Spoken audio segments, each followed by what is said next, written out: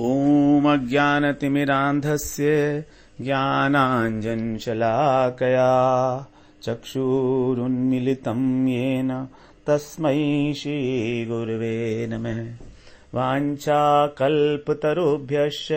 कृपासिन्धुभ्यैव च पतितानां पावनेभ्यो वैष्णवेभ्यो नमो नमः। नमो महावदान्याय कृष्णप्रेमप्रदायते कृष्णाय कृष्णचैतन्य नाम्ने गौरत्विषे नमः।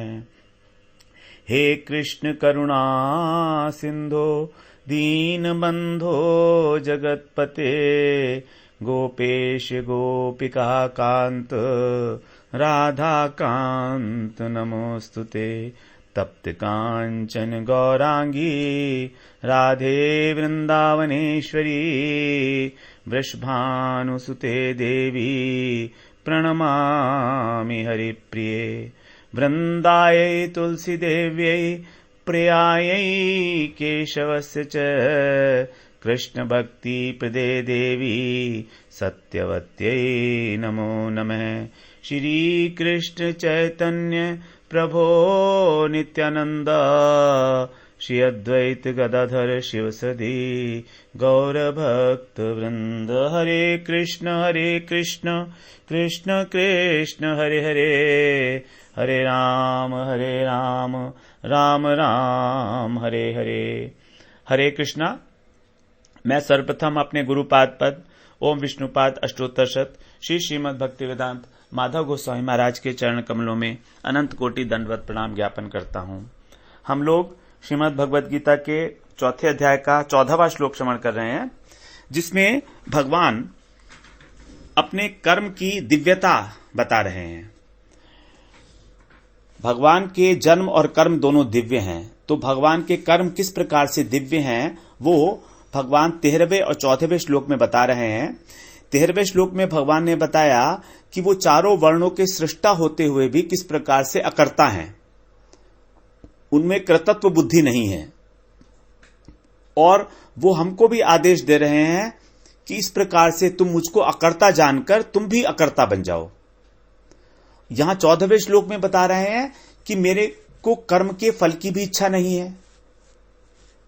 अब कर्म के फल की इच्छा न होने के कारण मैं कर्म में भी आसक्त नहीं होता, कर्म से लिप्त नहीं होता। तो इस प्रकार से तत्व से जानता है, उसको कर्म जो है वो बंधन का कारण नहीं बनते। तो 14वें श्लोक में बोल रहे हैं न माम कर्माणि लिम्पन्ति न मे कर्म फले स्पृहा इति माम यो विजानाति कर्मभिर्न स बध्यते। भगवान की कर्म के फल में इच्छा नहीं है, इसीलिए उनको कर्म लिपायमान नहीं करते, अर्थात भगवान कर्म में लिप्त नहीं होते। और जो इस प्रकार भगवान को तत्व से जानकर अपने जीवन में भी उन्हीं का अनुसरण करता है, आचरण करता है, अर्थात फलों की आसक्ति को छोड़ देता है, फल को भोगने की इच्छा छोड़ देता है। क्योंकि भगवान ने कहा था दूसरे अध्याय में ही कर्मण्येवाधिकारस्ते मां फलेषु कदाचन, फल के अंदर तुम्हारा अधिकार ही नहीं है, तो इच्छा क्यों कर रहे हो फिर उसकी? जो फल मिलेगा उसको प्रसाद के रूप में ग्रहण करना और उसको पाना। फल तो मिलेगा, जब कर्म किया है तो ऐसा तो होगा नहीं कि फल ना मिले।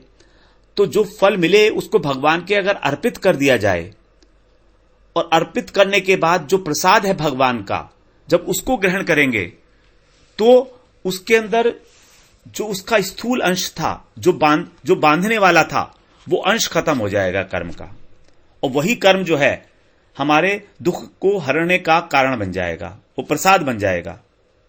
और प्रसाद बनने से ही प्रसादे सर्व दुखानाम हारे रस्योपजायते, उस प्रसाद बनने से ही सारे दुखों की हानि हो जाएगी और हमारा चित्त प्रसन्न हो जाएगा और बुद्धि हमारी निश्चयात्मक हो जाएगी। दूसरे अध्याय में भगवान ने बता दिया था हमको 65वें श्लोक में। तो भगवान ने जीवों को उत्पन्न किया, कैसे उत्पन्न किया था? पूर्व जन्म के कर्म संस्कारों के अनुसार। पूर्व जन्म में जिसने जैसे जैसे कर्म किए हैं, वो कर्म तो अपना फल देकर नष्ट हो गए, फल भी नष्ट हो गया, लेकिन कर्म करने का संस्कार बन गया। अब ये संस्कार क्यों बना? संस्कार बनने का कारण था कि हमारी उस कर्म में आसक्ति थी और उस कर्म को भोगने की इच्छा थी। इसीलिए जैसे हम मान लीजिए हमको रसगुल्ला अच्छा लगता है, तो हम लोगों को भूख लगी किसी समय और हम गए हलवाई की दुकान पे और हमने रसगुल्ला खाया। अब जब हम रसगुल्ला खा रहे हैं तो हम उसके दो कारण हैं, एक तो हमारे को अपनी भूख खत्म करनी है और दूसरा हम उसमें आसक्त हो रहे हैं, स्वाद ले रहे हैं।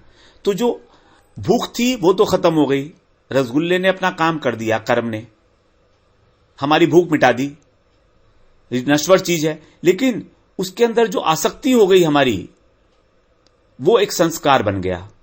अब वो संस्कार हमको दोबारा से उसी हलवाई की दुकान पर ले जाएगा कभी और बाद में भी, और यही संस्कार बार बार होते होते प्रगाढ़ होकर फिर हमारे साथ अगले जन्म तक जाएगा। जैसे कि जल की जब एक धारा फर्श के ऊपर डाल दें तो जब सूख जाती है तो भी उसका वहां पर एक निशान सा बन जाता है, उसको बोलते हैं संस्कार, impressions of the past life which are carried forward. तो उन्हीं संस्कारों के अनुरूप अगर वो अच्छे संस्कार हैं तो हमारा अच्छा स्वभाव बनेगा, राजसिक संस्कार है तो राजसिक बनेगा, सात्विक है तो सात्विक बनेगा और तामसिक है तो तामसिक बनेगा। क्यों? क्योंकि हम लोगों ने उस बात का पहले उस जन्म में अनेक अनेक बार अभ्यास किया था और अभ्यास करने के कारण वो संस्कार बनता प्रगाढ़ होता चला गया। तो उन संस्कारों से हमारा स्वभाव बन जाता है, स्वभाव से गुण की उत्पत्ति होती है, सत्वगुण रजोगुण तमोगुण, तब उसी के अनुरूप हम लोग कर्म करते हैं। तो इस प्रकार से ही भगवान ने 4 वर्णों का सृष्टि की, जिससे कि समाज व्यवस्थित रूप में चल पड़े। गुणों की रचना भी भगवान ने की है, गुणों का आपस में जो कॉम्बिनेशन है वो भी भगवान ने किया, और उस कॉम्बिनेशन के अनुसार हमारे स्वभाव बनाए और फिर कर्मों का वर्गीकरण कर दिया कि इस स्वभाव के अनुसार ये वाला कर्म करना चाहिए। तो 4 वर्णों की रचना कर दी और चारों वर्णों का उन्होंने कर्म भी बता दिया कि कौन सा तुम्हारा स्वाभाविक कर्म होगा। 18वें अध्याय में हम लोग पहले श्रवण कराए हैं। तो इसमें क्या भगवान का कोई अपना उद्देश्य था? भगवान ने ये सब काम क्यों किया? सोचिए। हम लोग सोचते हैं कि भगवान ने ये सब किया, क्या जरूरत थी उनको? क्या उनका कोई व्यक्तिगत लाभ होने वाला था उस पर? वो ना करते। हम जीवों को बना के इस जगत में छोड़ देते ऐसे ही जीने के लिए आर्बिट्रेरीली, तो क्या होता? व्यवस्था नहीं चलती, समाज का कल्याण नहीं होता। धीरे धीरे तमोगुण रजोगुण और सतोगुण जो प्रकृति है, ये संसार, ये हमारा उद्देश्य क्या था भगवान का कि धीरे धीरे जो तामसिक प्रवृत्ति है वो रजोगुण उसको दबा ले और रजोगुण को सतोगुण दबा ले। धीरे धीरे व्यवस्थित रूप से अपने कर्म करते हुए, भगवान को कर्म करते हुए और समर्पित करते हुए अपने रजोगुण को प्रबल करता चला जाए। ये उद्देश्य था भगवान का, ये उद्देश्य है। यही उद्देश्य है कि हम लोग क्रमिक उन्नति कर सकें क्रमशः। जो शूद्र है आज वो वैश्य बन जाए, फिर वैश्य से क्षत्रिय, फिर ब्राह्मण, और ब्राह्मण बन के भी फिर वो गुणातीत अवस्था में बन जाए, भक्त बन जाए, वैष्णव बन जाए। तो भगवान का कोई भी व्यक्तिगत प्रयोजन नहीं था, बल्कि हमारा कल्याण ही इसके अंदर निहित है। तो ये कैसा प्रयोजन हुआ? जीवगत प्रयोजन हो गया। ये इसको बोलेंगे हम जीवगत प्रयोजन, उनका अपना प्रयोजन नहीं है। तो इस श्लोक का वास्तविक उद्देश्य ही यही है कि हम लोग किस प्रकार से भी कर्म करते हुए भी ना तो कर्ता बने और ना भोक्ता बने। क्योंकि जब कर्म अपने लिए होता है तभी कर्म बंधन का कारण बनता है।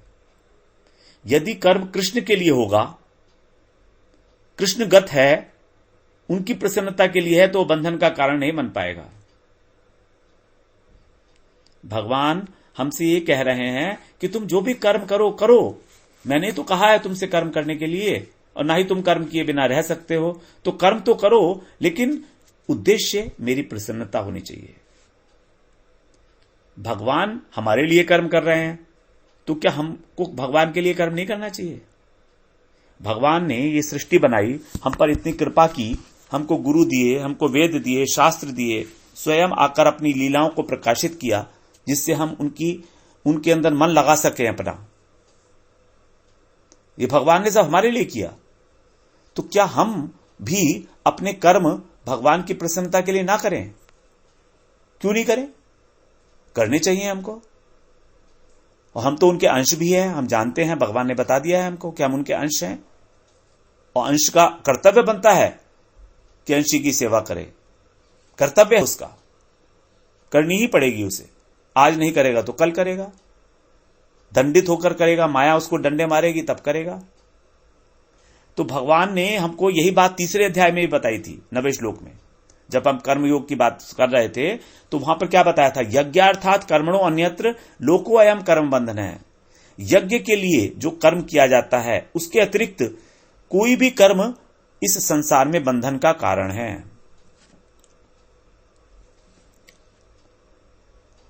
यह हमने एक माइलस्टोन फिक्स किया था वहां पर। क्यों? क्योंकि इसमें कर्मयोग की एक प्रकार से व्याख्या आ गई थी। व्याख्या कैसे आ गई थी? कर्मयोग का जो व्याख्या है, कर्मयोग की परिभाषा क्या है? भगवत अर्पित निष्काम कर्म। अब यहां पर यज्ञार्थात कर्मणो अन्यत्र, यज्ञार्थात कर्मण मतलब यज्ञ के लिए कर्म। यज्ञ कौन है? यज्ञ पुरुष स्वयं भगवान है। तो भगवान के लिए तो कर्म हो गया, वो ठीक है, अर्पित हो गया, अर्पित तो करना ही है। लोको अयम कर्म बंधन है, तदर्थम कर्म कौनते हैं, उनके लिए ही कर्म कर। मुक्त संग है, मुक्त संग है मतलब आसक्ति से रहित होकर। तो यहां पर आसक्ति से रहित होकर परम समाचार मतलब अच्छी प्रकार से, जो अच्छी प्रकार से मतलब जो कर्तव्य कर्म है उनको करो। और मुक्त संग है, आसक्ति से रहित होकर। आसक्ति के दो अर्थ बताए थे, कर्म में आसक्ति और कर्म के फल में आसक्ति। अब यहां पर हमने इस श्लोक में यह बोल दिया था कि यह कर्मयोग की आंशिक परिभाषा है, क्योंकि इसमें एक बात मिसिंग थी, इसमें एक चीज नहीं आई थी। वो हम समझ सकते हैं कि शायद इसमें इनबिल्ट हो, अंतर्निहित हो कहीं ना कहीं, लेकिन हमारे को स्पष्ट नहीं दिखाई दे रही थी उसमें, इसीलिए हमने इसको आंशिक परिभाषा बोल दिया था कर्मयोग की। और जो तीसरे अध्याय का जो एक आगे श्लोक था जिसमें भगवान ने बताया था मयि सर्वाणि कर्माणि मयि संन्यस्य अध्यात्म चेतसा, उसको हम लोगों ने कर्मयोग की पूरी परिभाषा बोल दिया था। वो था श्लोक नंबर 30, मयि सर्वाणि कर्माणि संन्यस्य अध्यात्म चेतसा। क्योंकि अध्यात्म चेतसा के अंदर ऐसा प्रतीत हो रहा था कि यहां भगवान अहंता का त्याग करने के कह रहे हैं, कर्तृत्व बुद्धि का। अध्यात्म चेतसा का मतलब है आत्म अनात्म विवेक। तो अहंता का जो त्याग होगा वो आत्म अनात्म विवेक से ही होगा, कि मैं करता नहीं हूं, इस बात का विवेक तभी होगा जब हम ये समझ लेंगे कि हमारा शरीर और हमारी आत्मा अलग अलग पृथक वस्तु है। कर्ता मेरी आत्मा नहीं है, कर्ता शरीर है, और वो भी प्रयोज्य करता है जो भगवान की प्रेरणा से स्वभाववश कर्म में प्रवृत्त हो रहा है। तो इस श्लोक में भगवान ने अपने कर्मों की विशेषता बताई कि उनकी कर्म के फल में इच्छा नहीं है, भोगने की इच्छा नहीं है, और इच्छा का नहीं होना यही उनकी विशेषता है। भगवान में इच्छा का ना होना ही यही विशेषता है उनकी। और जो इस प्रकार जान लेता है वो क्या करेगा? वो स्वयं भी इच्छा रहित होने का प्रयत्न करेगा। अर्थात वो जो भी कर्म करेगा कर्तव्य कर्म ही करेगा जो शास्त्रों में विहित है, लेकिन वो करेगा भगवान को समर्पण करने के लिए। तो फिर वो भी इच्छा रहित हो जाएगा और कर्मों से लिप्त नहीं हो सकता। अब फल को भोगने की इच्छा नहीं है तो हमारे मन में यह संशय आ सकता है कि हम उस कर्म को कुशलता पूर्वक नहीं करेंगे, लेकिन ऐसा नहीं होगा, क्योंकि हमारा उद्देश्य है उसको भगवान को समर्पण करना। और भगवान सर्वश्रेष्ठ वस्तु हैं, और भगवान को समर्पित की जाएगी सर्वश्रेष्ठ वस्तु। और सर्वश्रेष्ठ फल प्राप्त करने के लिए हमको पूरे प्रयास के साथ उस कर्म में 100% एफर्ट देना होगा हमको। तो इसलिए उस कर्म में शिथिलता आने का प्रश्न ही पैदा नहीं होता किसी भी प्रकार से, क्योंकि जब हमको भगवान को समर्पित करनी है कोई वस्तु तो फिर तो वो दी बेस्ट होनी चाहिए। जब भगवान को भोग लगाने के लिए हम लोग जाते हैं तो हम लोग जो फल खरीदते हैं वो सबसे अच्छे फल खरीदेंगे। लेकिन आजकल तो ऐसा भी देखा जाता है कि जो हम शिवरात्रि के अंदर भगवान जी को बेर वगैरह चढ़ाते हैं, उसको शिवरात्रि में नहीं, वैसे भगवान को जो चढ़ाते हैं, तो वो क्या करते हैं, वो जो सबसे सस्ता वाला फल है वो भी खरीद लेते हैं। तो ये तो कोई अच्छी बात नहीं है। ये तो भगवान को भी बेवकूफ बनाने वाली बात है। अपने को ही बेवकूफ बना रहे हैं, भगवान को क्या बेवकूफ बनाएंगे हम लोग। तो भगवान को हमेशा ही जो सबसे अच्छी वस्तु है, जो हमारी सबसे प्रिय वस्तु है, वही अर्पण करनी चाहिए। तभी तो भगवान के प्रति हमारा प्रेम झलकेगा, वरना कैसे होगा। हम अपने बच्चों को क्या कोई खराब चीज खिलाना चाहेंगे क्या?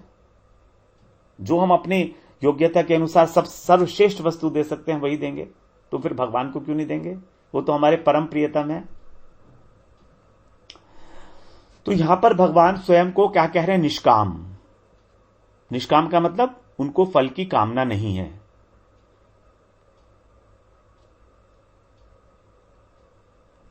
भगवान यहां पर निष्काम हो गए। अब तीसरे अध्याय में हम लोगों ने श्रवण करा था, भगवान ने वहां पर कहा था, न मे पार्थास्ति कर्तव्यम त्रिषु लोकेषु किंचन न अनवाप्तम अवाप्तव्यम वर्त एव च कर्मणि। न अनवाप्तम अवाप्तव्यम, हे पार्थ, मुझको इन तीनों लोकों में कोई भी कर्तव्य नहीं है। लेकिन क्यों नहीं है? क्योंकि कोई भी ऐसी प्राप्त करने योग्य वस्तु नहीं है जो मुझे प्राप्त ना हो। न अनवाप्तम अवाप्तव्यम, जो भी प्राप्त करने योग्य वस्तु है वो ऐसी नहीं है जो मुझे प्राप्त ना हो। अर्थात कौन है भगवान? पूर्ण काम है। तो भगवान पूर्ण काम भी है और भगवान निष्काम भी है, दोनों है। लेकिन जीव क्या है? जीव निष्काम तो हो सकता है लेकिन पूर्ण काम नहीं हो सकता। जीव की तो अनेक अनेक कामनाएं हैं। तो उन कामनाओं को हटा के निष्काम तो किया जा सकता है, लेकिन ऐसा कभी नहीं हो सकता है कि जीव की अनंत अनंत कामनाएं, क्योंकि कामनाओं का स्वरूप ही है बढ़ना। कामेश क्रोध एश रजोगुण समुद्भव है, महाशनो महापापमा। कामना का कभी पेट नहीं भरता है। तो इसलिए जीव कभी भी पूर्ण काम नहीं हो सकता। यही है भगवान का और जीव का भेद। तो जो पूर्ण काम बनने का प्रयत्न कर रहा है वो ठीक नहीं है, उसका वो पूर्ण काम नहीं हो सकता। निष्काम जरूर हो सकता है। तो निष्काम बनने का प्रयत्न करना ही बुद्धिमत्ता है। क्योंकि भगवान कैसे हैं? भगवान तो षड ऐश्वर्य पूर्ण है, समग्र ऐश्वर्य है उनका। समग्र ऐश्वर्य, समग्र वीर, समग्र श्री, समग्र वीर, समग्र यश, समग्र ज्ञान और समग्र वैराग्य, ये 6 लक्षण है भगवान के। संपूर्णता में विराजित है ये षड ऐश्वर्य पूर्ण। भगवान कैसे हैं? विभूचित हैं। भगवान माया के अधीश्वर हैं। और जीव क्या है? ऐश्वर्य शून्य है। क्या है जीव का ऐश्वर्य? इस जगत में जो सबसे अमीर आदमी है उसका ऐश्वर्य भी क्या है भगवान के आगे? कुछ भी नहीं, बिल्कुल फीका है, ऐश्वर्य शून्य है वो। माया के वश में होने योग्य हैं हम लोग और अनुचित है। ये हमारा भेद है जी भगवान के साथ।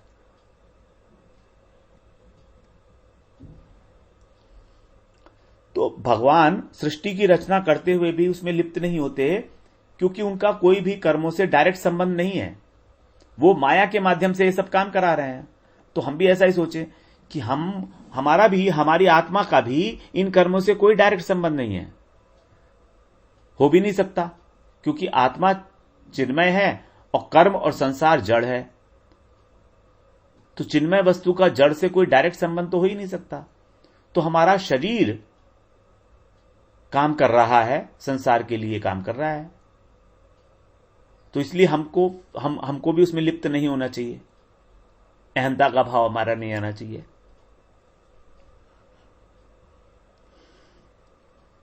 और भगवान ये भी चाहते हैं हमसे कहना कि जिस प्रकार मेरा कर्म की फल की इच्छा का भाव नहीं है, उस प्रकार आपका भी नहीं होना चाहिए। अगर तुम ऐसा मानोगे तो फिर तुमको कर्म बांध नहीं पाएंगे। तो 13वें श्लोक में भगवान ने बोला करता हूं, और यहां पर बोलता है, क्योंकि मेरे अंदर कर्तत्वाभिमान नहीं है, और यहां कह रहे हैं कि मुझे स्पृहा नहीं है, इसलिए मैं भोक्ता भी नहीं हूं। तो साधक को भी कर्तत्व और भोक्तत्व से रहित होना चाहिए, क्योंकि कर्तत्व और भोक्तृत्व ही संसार है और कुछ नहीं है। अगर हमारा कर्तत्व भाव ना हो और भोक्तृत्व भाव ना हो तो हमारी मुक्ति स्वतः सिद्ध है। हमें मुक्ति के लिए कुछ यत्न नहीं करना है, केवल अपने शरीर निर्वाह के लिए कर्तव्य मात्र के काम करते रहना है, बस।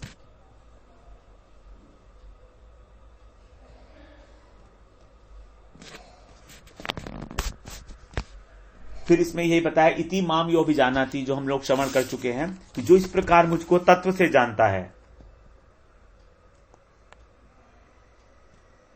मतलब अगर हमारी सांसारिक पदार्थों में भोगने की और संग्रह करने की इच्छा होगी तो हमारी दृष्टि कहां होगी? संसार की ओर होगी। अगर हमको संसार से कुछ चाहिए ही नहीं तो हम संसार के प्रति दृष्टि क्यों रखेंगे? हम लोग उसी की तरफ आकर्षित होते हैं जिससे हमको कुछ चाहिए होता है। अब जब हमें संसार से कुछ नहीं चाहिए तो हम संसार की तरफ दृष्टि क्यों रखेंगे? तो अगर संसार से दृष्टि हटेगी तो वो जाएगी स्वयं परमात्मा की ओर। संसार के पदार्थ संसार से प्राप्त हो सकते हैं, और हमें संसार के पदार्थ नहीं चाहिए तो हम संसार को देखेंगे नहीं, क्योंकि हमें पता है संसार नाशवान है, उसके पदार्थ भी नाशवान है। तो इसीलिए हमारे को इन संसार के पदार्थों में महत्व बुद्धि नहीं होगी। हम लोग संसार के पदार्थों को प्रसाद के रूप में ग्रहण तो करेंगे, शरीर निर्वाह के लिए आवश्यक कार्य भी करेंगे, जितना आवश्यक है उतना संग्रह करना पड़ेगा, लेकिन उतना संग्रह करना कहीं कोई बाधा नहीं है। बाधा क्या है? बाधा है हमारी अत्यंत ज्यादा भोग करने की इच्छा और अधिक से अधिक संग्रह करने की इच्छा। भोग ऐश्वर्य प्रसक्ता नाम, भोग ऐश्वर्य प्रसक्ता नाम। भोग का मतलब है भोग करने की इच्छा, और ऐश्वर्य का मतलब है संग्रह करना, क्योंकि संग्रह करके ही हमारा ऐश्वर्य प्रकाशित होता है। हम जितना पैसा संग्रह करेंगे उतना ही हम लोग बड़ी बड़ी बिल्डिंग बनवाएंगे, बड़ी बड़ी गाड़ियां खरीदेंगे, तो वही हमारा वैभव होगा, वही ऐश्वर्य होगा। तो भोग ऐश्वर्य के अंदर जो प्रसक्ता नाम, जो प्रकृष्ट रूप से आसक्त हो गए हैं, उन लोगों की दृष्टि भगवान की ओर नहीं जाती है। और जाएगी कैसे? 24 घंटे तो उनको संसार का ही चिंतन होगा कि मैं ये कैसे करूं और मैं वो कैसे करूं। 1 मिनट तो उनके पास होता नहीं है। Every minute is very important for them, क्योंकि वो कहते हैं कि time is value, time is money. Time is money, that's right, लेकिन time is money not for acquiring the things of this world. Time can be a money when we are searching for the God. जब लोग हम भगवान के सम्मुख हैं तभी वो धन है हमारा समय। और हम अगर संसार की वस्तुओं के प्रति ही समय को लगा रहे हैं तो वो समय का अपव्यय है, व्यय है, समय खर्च हो रहा है।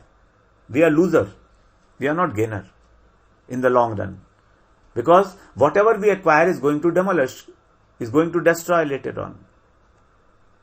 वो तो सब खत्म होने वाला है, साथ तो जाने वाला नहीं है। और भगवान की ओर अगर दृष्टि होगी तो वो साथ जाने वाली है। हमारा जो एटीट्यूड है भगवान की ओर, हमारा जो भाव है भगवान के प्रति, वो हमारे साथ जाएगा, उसको कोई नहीं छीन सकता। अगर इस जीवन में कुछ अंशों में किसी भी प्रकार से भगवान के साथ कोई भी भाव संबंध स्थापित कर पाए तो वो अक्षुष्ण है, उसका कभी नाश नहीं होगा, और वो हमारा सबसे बड़ा धन होगा। और वो होगा कब? जब हमारे अंदर व्याकुलता होगी, किसी प्रकार भगवान से एक बार संबंध तो हो जाए, थोड़ा सा ही। वो एक बार हमें बस देख लें, देखे भी ना, एक बार उनके ख्याल में आ जाए हम, बस। अगर हमें ये एहसास हो जाए कि हम भगवान के ख्याल में आ चुके हैं, भगवान के विचारों में आ चुके हैं, तो फिर हमारा कल्याण तो हो गया। और हमें अगर इसका अनुभव हो जाए तो उसके बाद तो फिर वही अच्छे लगने लगेंगे। फिर कहां कुछ अच्छा लगता है? ये नाशवान पदार्थ कहां लगेंगे? जब हमारी रिलेशनशिप हो गई है उस अविनाशी तत्व के साथ, जो परम प्रेममय है, जो हमारे परम प्रियतम है, तो फिर ये संसार के पदार्थ क्यों अच्छे लगेंगे? फिर हमारी जो भगवत विमुखता है उसका अपने आप ही अंत हो जाएगा। स्वतः भगवान की ओर दृष्टि जाएगी। तब समझ पाएंगे कि भगवान ही एकमात्र हमारे सुहृद हैं, वही हमारे कल्याण के लिए सोचते हैं। वास्तविकता में इस संसार का कोई भी व्यक्ति, कोई भी वस्तु, कोई भी स्थिति हमारे लिए कल्याणकारी नहीं है, हमारे हित में नहीं है। केवल भगवान का ही एकमात्र प्रयोजन है हमारे को उद्धार करना, हमारा कल्याण करना, और उसके लिए उनकी कृपा हमेशा बरसती है हमारे ऊपर, हमेशा हम महसूस कर सकते हैं। और भगवान ने अगर देखें तो वास्तव में शरीर ही हमको जो है कर्म बंधन से मुक्त करने के लिए दिया है, कि कैसे जल्दी से जल्दी इस मनुष्य शरीर को धारण करके इसमें अपना भजन साधन बढ़ाकर उसको पुष्ट करके भगवान इस बंधन से मुक्त हो जाए। हम लोग, हमारा जो स्थूल और सूक्ष्म शरीर है वो खत्म हो जाए, सूक्ष्म शरीर भी विलीन हो जाए, लिंग भंग है अनायासे, तब स्वल्प स्फूर्ति पाए। भगवान की छोटी सी भी स्फूर्ति, हरे कृष्ण महामंत्र की छोटी सी भी हमारी जिह्वा के ऊपर स्फूर्ति अपने आप अगर होगी तो वो हमारे लिए अपूर्व आनंद का स्रोत बन जाएगी। तभी हमको भगवान का जो नाम है उसकी मधुरता का एहसास होगा। तभी भगवान ने कहा है, बहुनाम जन्म नामन्ते ज्ञानवान मां प्रपद्यते, 7वें अध्याय के 19वें श्लोक में। बहुत जन्मों के बाद, बहुनाम जन्म नाम, ये 2 बहुवचन है। बहुनाम जन्म नाम अर्थात अनेक अनेक योनियों में भ्रमण करने के बाद अंत में दिया है भगवान ने ये मानकर कि ये वाला शरीर अब तुम्हारा अंतिम शरीर है। अंते बहुनाम अंते जन्मनाम अंते, ये शरीर ही, मनुष्य शरीर ही हमारा अंतिम शरीर है। इसको मानकर ज्ञानवान मां प्रपद्यते, जो ज्ञानवान व्यक्ति है वो भगवान को शरण में जाता है। भगवान की शरण में जाने के लिए हमको तत्व ज्ञान की आवश्यकता है। जो लोग जातु रुचि साधक हैं, जिनकी जन्म से ही भगवान के प्रति रुचि है, स्वाभाविक, जन्म लेते ही उनको हरे कृष्णा कृष्ण कृष्ण हरे हरे चाहिए, उनकी बात अलग है। वो लोग तो पूर्व जन्म में सब काम कराए हैं, भगवान की साधना भजना कराए हैं। हम लोग कुछ नहीं किए हैं। हमारी कुछ छोटी सी सुकृतियां थी, छोटी सी नहीं कहूंगा, बड़ी ही कहूंगा, बड़ी सुकृति थी कि हम लोग श्रीमद् भगवत गीता का अध्ययन कर रहे हैं, बस इतनी। अब हमको यहां पर आकर तत्व ज्ञान को अर्जित करना ही पड़ेगा, क्योंकि ज्ञानवान मां प्रपद्यते, भगवान की शरण हम तभी लेंगे जब हमको तत्व ज्ञान होगा। शरण हम किसकी लेते हैं? जब हमें पता लग जाए कि उस व्यक्ति की महिमा क्या है। अगर हमें पता नहीं कि आदमी करोड़पति है, लखपति है, तो क्या हम उससे कुछ पैसे लेने जाएंगे? हमें पैसा चाहिए तो सेठ के पास जाएंगे, हमें पता है सेठ है, वो देगा, हमें ज्ञान है इस बात का। तो ज्ञान की आवश्यकता है, और ज्ञानवान जब शरण ले लेता है तब वो ज्ञान को धारण करके भगवान का भजन करके, इसीलिए ये भगवान का जो कहना है बहुनाम जन्म नामन्ते, हमारे ऊपर एक बहुत बड़ा भरोसा है जो भगवान ने हमारे ऊपर रखा है कि ये व्यक्ति मेरा साधन भजन करके तत्व ज्ञान प्राप्त करके मुझे प्राप्त करेगा, तो ये इसका अंतिम जन्म होना चाहिए। ये है भगवान की कृपा की पराकाष्ठा। ठीक है, फिर हम इसी श्लोक को आगे श्रवण करेंगे कल। वांछा कल्पतरुभ्यश्च कृपा सिंधुभ्य एव च पतितानां पावनेभ्यो वैष्णवेभ्यो नमो नमः।